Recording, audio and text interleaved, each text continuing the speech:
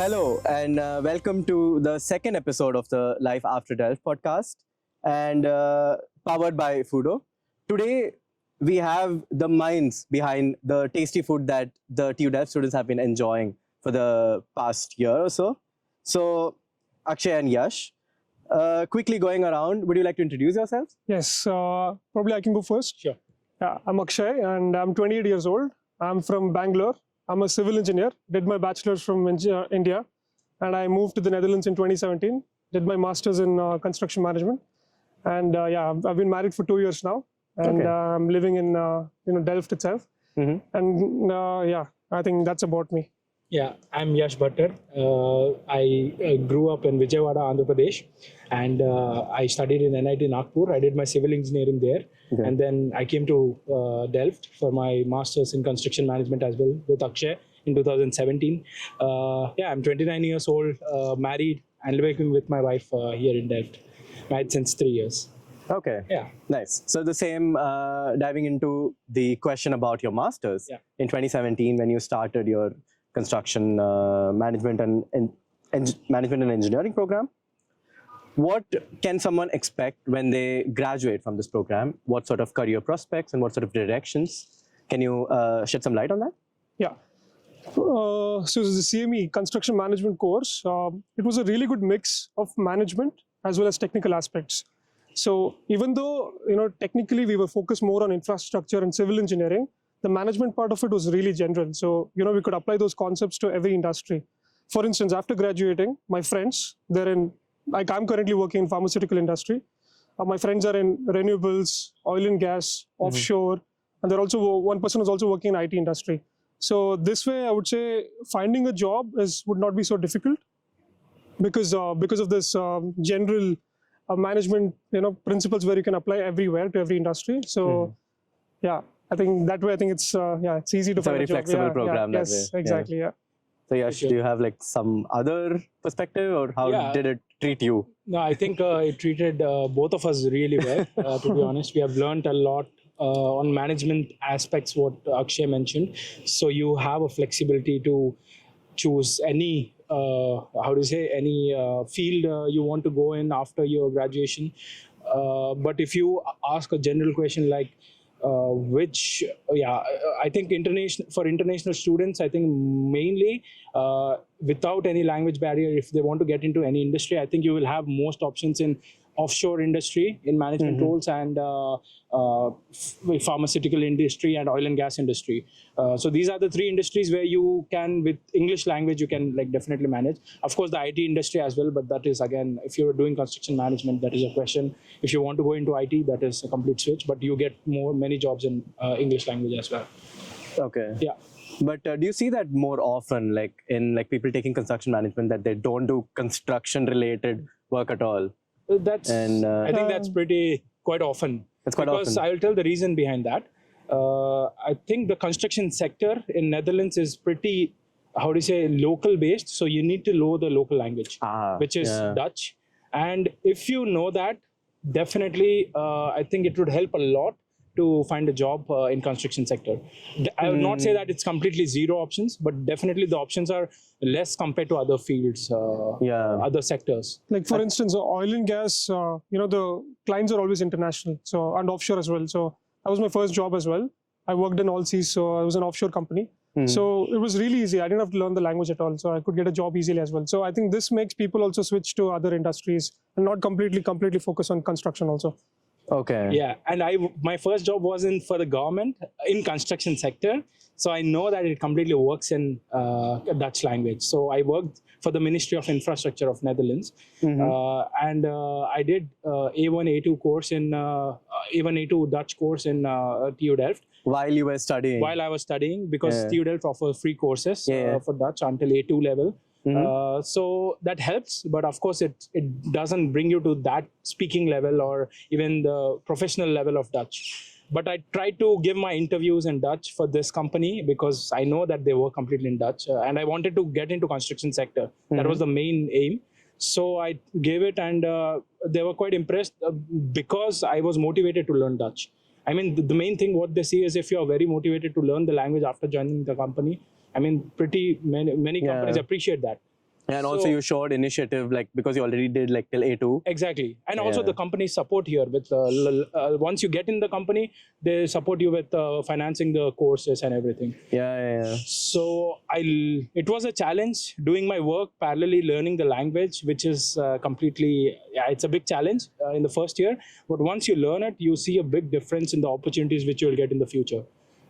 So I think if you want a job in construction sector, when you are adamant on that, then definitely it would be helping. It will help if you learn the language. Yeah, I think like new students, or let's say even students even thinking about this, Exactly. hearing this, it would be a nice way to plan their time. Yeah, in the Exactly, masters. exactly. Like, do you really take that extra elective about something, or is it actually an incentive to know the language? Yeah. I agreed. Yeah. So it can be a very difficult choice to make, and like someone like with your experience would sort Correct. Yeah. Correct. of like know that Yeah, already. Yeah, Yeah. because So, we would recommend, I think, doing until B1 as well. That's free when you're studying as a student. So yeah. until B1, you don't have to pay as well. So Yeah. if you, instead of doing an extra elective, I think Exactly. we would recommend, It's- I learning think the for language. me, when I was doing a master's as well, it was a question of time.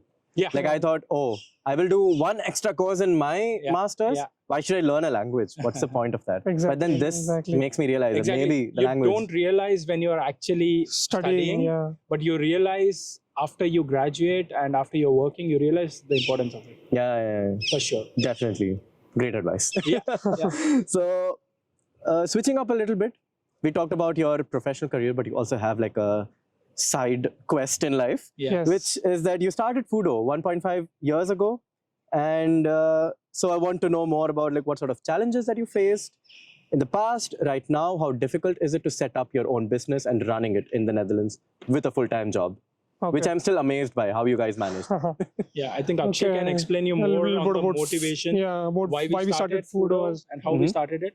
And I can tell more about the potential. How do you need to start a startup? Yeah. So I think going back, I think, I don't know, like, see, it's been like 4 years that I've graduated. But going back in time, when I was a student, honestly, it was really big difficulty to find good food, because I just moved. I was living with my parents when I was back in India when I was doing my bachelor's. Immediately moved here because of the stressful, the curriculum that you have. It's really difficult to cook every day, and also you can't order from outside because it's very expensive as a student, and Yeah. also it's not healthy. So honestly, not just me, everybody sort of like faced difficulty. So then when we graduated, that's when we decided. We both were like-minded. So then we decided, why don't we do something about this and bring a change? People should not be missing Indian food after they move to the Netherlands. Homemade food, yeah. So yeah, that's how we started Fudo. Probably you can tell a little bit about how easy it was to start. Yeah, I think I would say we didn't expect this, but it's very easy to start a company here.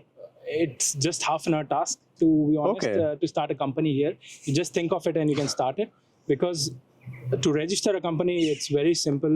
There is a company, the government organization which helps to start a company is called KVK, Chamber of Commerce.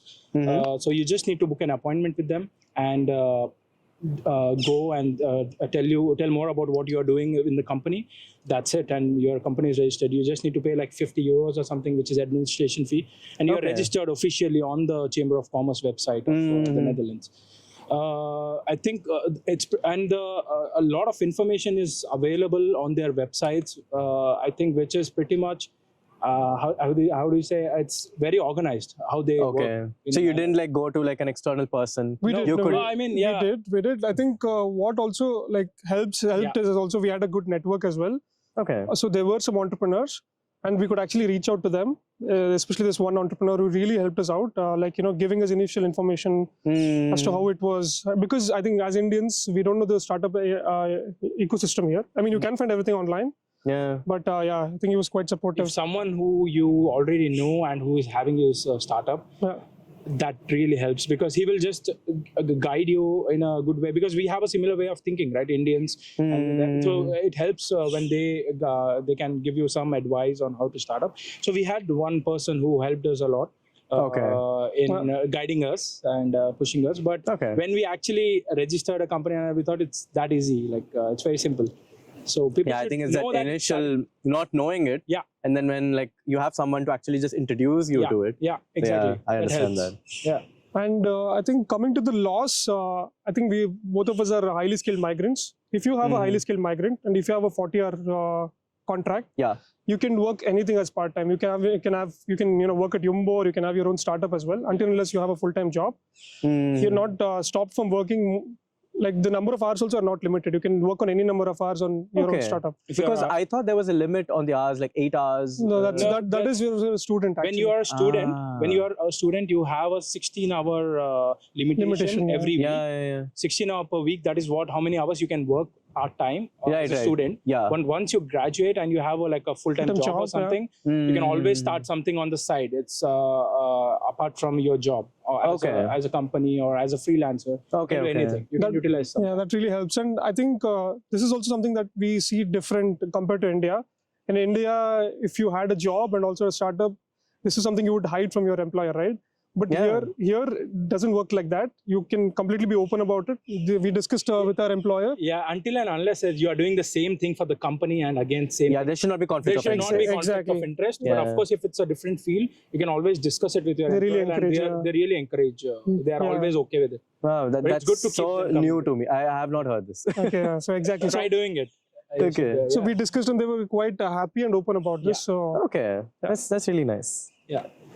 And I would say most of the Dutch people here also, they do something on side apart from their job. Exactly. If you ask anyone, definitely they're doing something on the side apart from the 40 hours job. Because what we feel is when we started working, we saw that we had a lot of time in the evening and everything. We could utilize that time in a better way. So we thought, why not work on this Fudo idea? And it's going great. It worked out so well for you guys. Yeah. So, yes, since we were talking about jobs, the next question is, when is the ideal time to change jobs? And should one be having this fear in the back of their mind that, the stay here, the visa and the work permit is sort of linked to that job? So can an international person actually change jobs in reality? How did you experience it when you started working? I think I'm sort of like a living example, I would say. I graduated 4 years back in 2020. And this is like the 4th company I'm working at. Wow. I would say it's more like a choice that a person could make. I think Yash would agree with me on this. Sure. So it's basically both of them have their own pros and cons. First pro, until unless you switch your jobs, you don't get a salary hike. I can just give you the numbers. Like when I started with the basic salary that every master's student gets paid here. Because I've switched so many times, my salary is 150 times or 150% of what I used to earn. So I've got a very big hike because of this. And another pro would be, I think, I've worked in different industries. So the next time I have a lot of recruiters approaching from different industries also. That's a very big pro, I would say. I think you want to speak about cons? Yeah, I think, I would not say cons, but I think, it's a personal choice, as is said. Look, like some people might be looking for, growth in the same company. Then definitely it's recommended to stay for a few years and see how the growth you get. But I think changing jobs will always give you, a more broader idea in which field you're actually interested in. And then you can choose the right path. If you change your job earlier, then you know, which path I need to go into. Yeah. So you can make that decision earlier. I think finding the first job is the most difficult thing, as I told. If you know the language, it's very easy. But if not, then probably in the specific sectors which we mentioned about, I think there you can find international jobs for English-speaking jobs. I think knowing the language would definitely help you to get through the construction sector. Because I will tell you an example. I switched my job once. So I was working for the government before, which was completely in Dutch, my job. So I worked there for 3.5 years. I'm almost fluent now with my language in Dutch. And when I wanted to switch, I have a photo of that. I have written down how many companies I've interviewed in a month. So I've interviewed in 18 companies. In a month? In a month. My God. 15 of them were Dutch speaking. 3 of them were English speaking. I think these are just the first interviews. And I landed up around 4 or 5 jobs. So out of these 18 companies, 4 or 5 jobs, companies offered me the job. I chose one of them.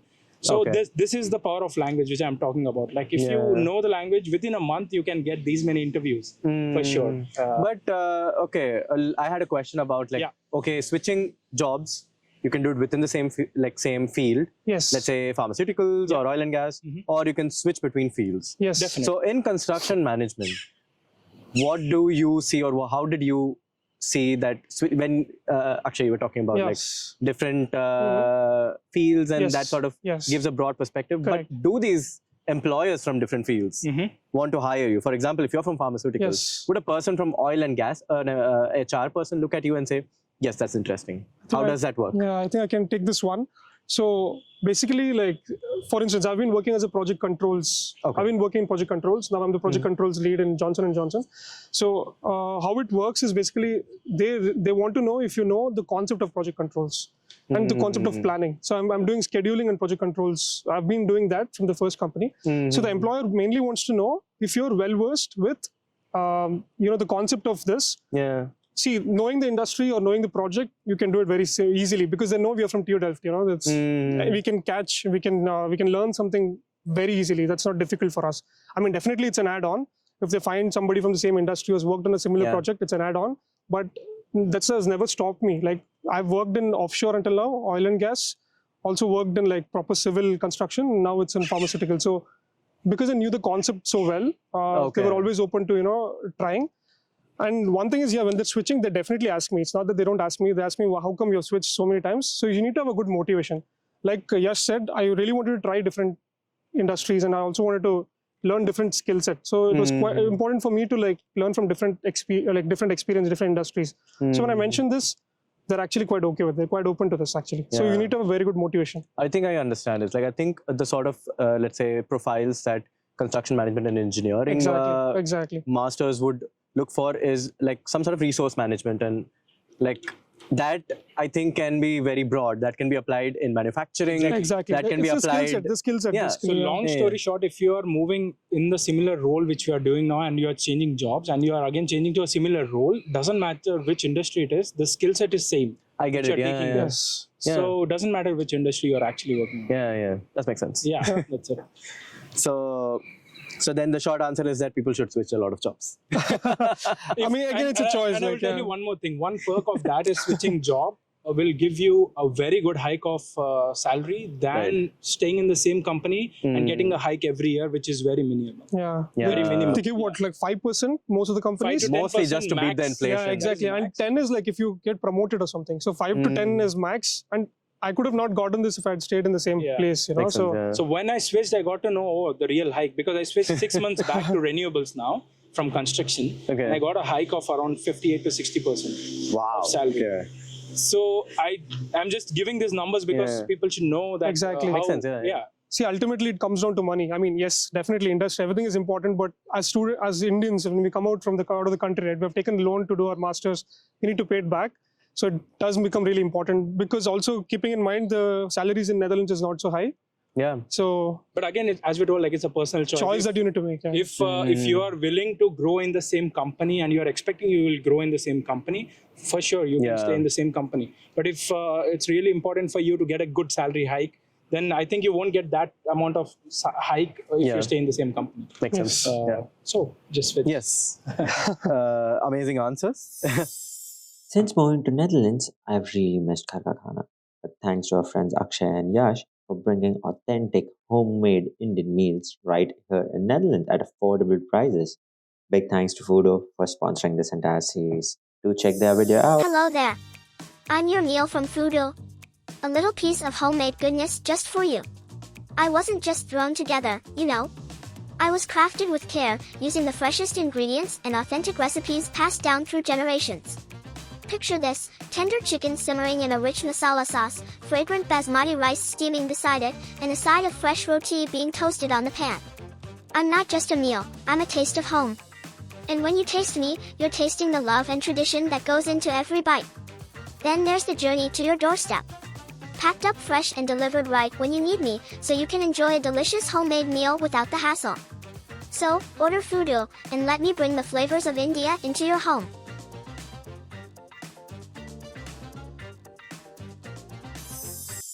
So with the last two questions, I want to like go a little bit back in the past and also in the future, looking ahead.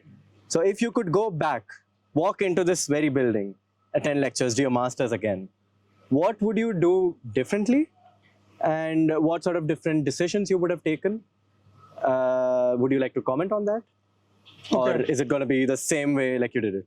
I think, yeah, probably I can go first. I can speak about my own personal situation actually. So when I was doing my master's, which was like, I graduated 4 years back. So I was actually initially aiming for a cum laude. So that's basically where you get 8 in your grades. It's basically passing with distinction or graduating with distinction.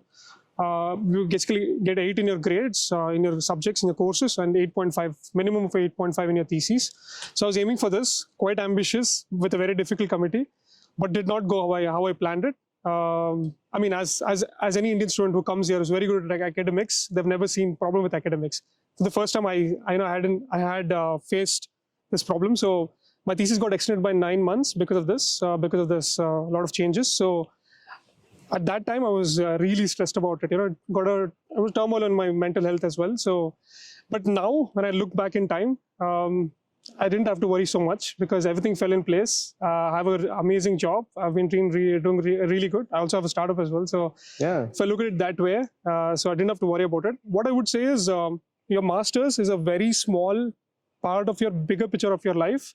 So don't let anything affect your health because of a very small part that's not going in your direction, because eventually everything falls in place. Yeah, because mentally I can also relate to this because I graduated like last year, and for me finishing my thesis on time was like a very stressful thing. Exactly. And that affected my mental health quite a lot more than what I thought. Yeah. In hindsight, like It's very easy to say that, oh, don't be stressed, everything will be all right. But yeah, I think the main reason is the financial part of it. That's like also paying the international fees for the extended months. Yes. I think, and also we don't talk. I feel like people who are here and people who are already here don't talk much about the fact that thesis can get so easily extended. Yeah. It's so normal to have like a 1 quarter extension or something. And yeah. And not many people know that you have to pay extra fees for every month that you don't extend finish your masters or theses. And it's not just the fees for 2 years, but the 2 years plus your extension fees. Yeah, that is something something which puts more pressure on you to deal with, I think. And your friends in America already graduated like in 1 year, 1.5 years, and they're already doing their job and earning money. So yeah. I think again, I can already talk about this one fact that there are ways like you can apply for something called RPF, where you can get some sort of financial support from TU Delft. That is also possible, but again, it's not sure. It's always up in the air, and it's always good to be like take that into mind, take that into consideration when you're starting a master's. Also mentioning it to your committee, like tell them very clearly, like finance is my most important priority. So I need to finish things on time. Grade matters, but does not matter so much. Because I said like my ambition was cum laude. So then. Yeah, to be honest, when we see now, I think any company you go for, they don't ask for grades. Exactly. TU Delft, you can compare it with IIT Bombay of India, because this is the best university, IIT Delhi or IIT Bombay, because this is the best university in Netherlands. It's ranked on top always on Netherlands. So whenever you apply for jobs or something, no one asks for your grades because they know that you're from TU Delft. That's it. That's the. I think that is from my experience and our experience. No one asked us about the grades. So don't stress about the grades. And a easy solution for that is choose your thesis committee. Also, very wisely. My recommendation. You don't have professors who are very hard on you, because you will know this from your seniors, which professors are hard on you and which professors are easygoing. Just choose a committee which are easygoing. So they will make sure that they're easy with you and make sure that you graduate. Finish things on time. I think setting that priority, like you said, I feel it's very important to have that conversation early on, so that they can also manage their expectations. You can also manage their expectations. Because as you mentioned, talk to your seniors also. Very important. Talk to your seniors, because they have experience in this. 1 year or 2 years experience on this already, and they can already guide you. Okay, don't take this person as in your committee, or don't take the subjects also. Some topics might be very new, and then you don't have a lot of So I think if he would have known that his committee is very hard. Now, if something has to be changed 5 years back, probably he'll change his committee. Probably. I hope none of your professors are hearing this. Yeah, Yeah, hopefully, that is- hopefully yeah. not.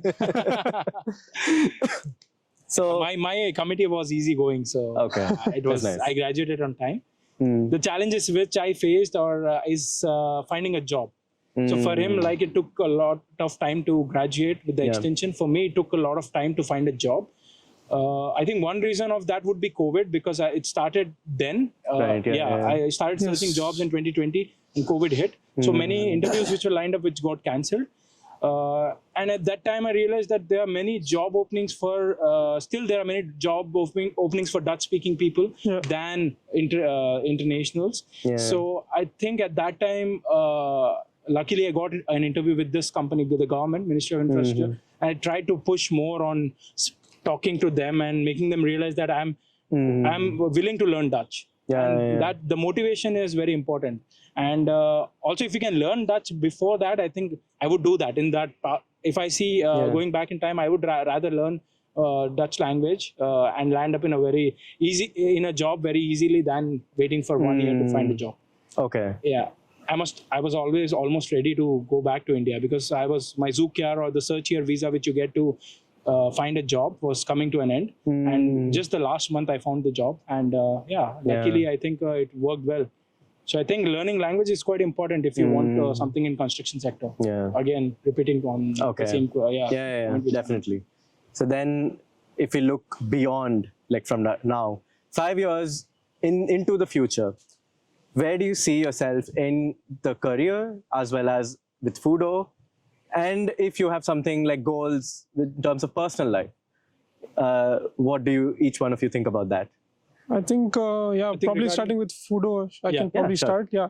With Fudo, like in the next 5 years, our goal is in whichever city you're living, let's say an Indian citizen or anybody who likes Indian food, any city you're living in, you should be able to order any traditional Indian food in the Netherlands and you don't have to miss any Indian food. So that is our main goal. Like wherever you are, you don't have to miss Indian food after you move to the Netherlands. So we as Fudo want to cater that need of people. So any person living in Netherlands, if he thinks of something Indian or any food, regional food, he should be able to get through Fudo. That is the plan to become that in like 5 home years. cooked, like something that's cooked by mother, like Home cooked regional food. Yeah. So you shouldn't miss your home food that much after coming here, because we are here to serve you home food and regional food, whatever you like. So that is our goal to grow in 5 years with Fudo. with Fudo. Okay. With career wise, I think you can start. I think, I mean, with career-wise, definitely would want to be like, I think, a project manager of a really big project. I think with how it's going, I think it's definitely possible in the next 5 years. So I would like to learn all those skills that are needed and then get there. Yeah, probably execute some project by myself, like as a project manager. Okay. I would say that in 5 years, career-wise, I think the role I'm in and the work experience which I've gained, I just want to excel in those skills, so that after 5 years, any company would want you to like hire you with those skills. What sort of skills are you talking about? Right now I'm working as a project management analyst. So you do a lot of budgeting, scheduling, stakeholder management. Like you talk to a lot of people and manage the whole project.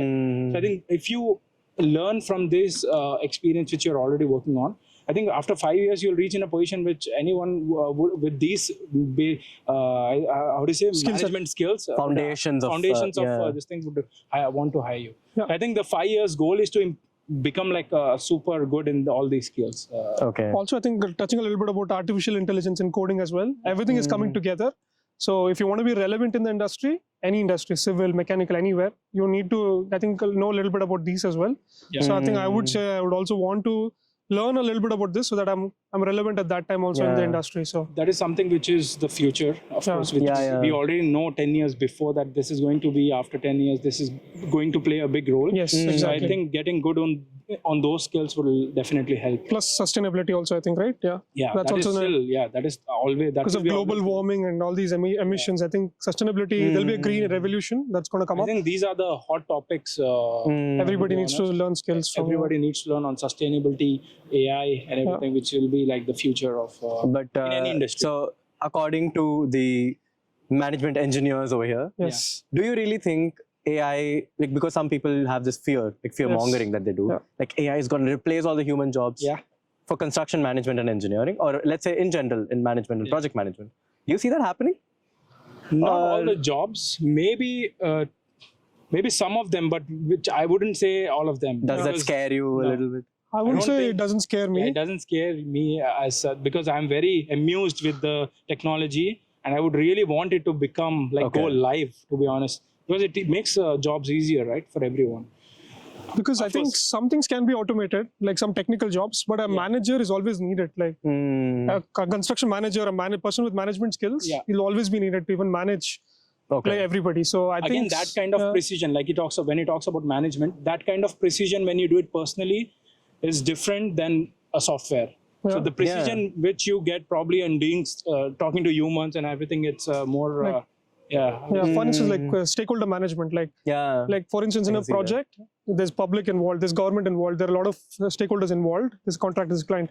I don't think we'll be able to easily manage all these things without a human touch. So that human touch is really required. Of course, AI will help on that. It won't replace that, but it will help us on that. So at least it will help you like not spend your time in things that can be automated. Exactly. And focus on things that actually need like the human side of like dealing with the project. And I think the last question that I had in my mind, 5 years down the line, what happens if Fudo is so big? What happens when you have to choose between them, your job and making Fudo grow into a bigger company? Because I know that the more a company grows, the more time it also needs. Have you already thought about it, or you can always say? Definitely. I hope our employers don't see this, but a lot of people should not see this video. See, your own business is always first priority than you working as an employee for some other business. I mean, that is my personal opinion. So that's the main reason we want to grow Fudo to that extent where we can leave our jobs and just focus on that. And because I mean, Fatah, it's like quite simple. Like as long as you have an hourly paid job, I have a 40-hour job, you get paid only for those 40 hours you're working. As long as you have a startup, whenever you're sleeping, they're making money. It's all your choice. It felt like I read this somewhere in Rich Dad Poor Dad or some book. Probably from there. I agree. You need to be you should never like work for something where you make money based on the number of hours you work. Even when you're sleeping, when you're not doing anything, you need to be making money. So eventually we will. I think answering question. Eventually we will. As soon as it becomes big, we will reduce the number of hours we're going to put on the. Our career, our work, our full-time job. I mean, like actually in Europe and Netherlands, you have that flexibility. Exactly. You can choose to work just 16 hours for the same work, and you get paid for those 16 hours. And it's actually pretty cool that way. So and you can also give employment when you are building a company. You give so many employment opportunities to people. We are so happy that we have a team of people working with us. We started with 2 and now we have 15 people. Now we have 15 people already in the team. With chefs and the delivery representatives which we have on social media and the team. And I think once you go to that position, I think you should just focus on that rather than working for someone else. So it was amazing talking to both of you, and I feel like I learned so much, and I hope that even our viewers learned so much. And thank you so much for all the time, and it was really nice talking to you guys, and we hope we stay in touch. And good luck with Fudo, good luck with your careers, and I will be ordering food with you guys. Definitely. Thanks, man. Thanks. So in this episode, we saw Akshay and Yash's life after Delft. They are the creators of Fudo, providing home-cooked food for students and working professionals. In this episode, we managed to talk about their respective fields in their masters, and then their journey and challenges that they faced during while starting Fudo. We also talked briefly about how they look is the right strategy for switching jobs and the concerns related to that. And if they could travel back in time, what they would do differently about their masters in Delft, and also briefly looking back into the future, what they have planned for their careers as well as their business. Hope you all enjoyed this episode. This series is powered by Fudo. Links are in the description below. Do check them out, and see you all in the next episode. Ciao, ciao.